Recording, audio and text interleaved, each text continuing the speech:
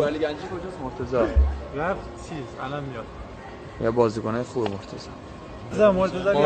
مرتضی من سوال میکنم شما مرتضی توپو چجوری در آورد؟ توپو چجوری دیروز خیلی خوب بازی کرد خداییش دارم میگم. خیلی انگیزه رو گرم می‌کردیم خیلی انگیزه. آقا بذار من این خاطره مرتضی بگم. میره تو چین بازی میکنه. اولین بازیش یه پنالتی میگیره، پنالتیشو تو گل نمیره. دومین بازی پنالتی میگیره واسه تیمش، پنالتی نمیره تو گل. دقیقه 90 یه پنالتی میده به تیم حریف.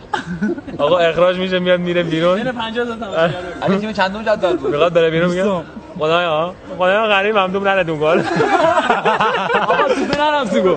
خدا شاهد نرفت تو گل. امروز رو بگو. خدایا چشم مردم پشت سر من خدا. همه دیروز بازی دیروز هم آره. 6 قدم آره. زد بالا بعد. بازی دیروز هم یارو از تو 6 قدم یه تگ رفت خود توپو گرفت. خیلی خوب در آورد. دیدم هی داره اینجوری میکنه. یا بچه‌ها گفتن داره میگه خدایا غریبم.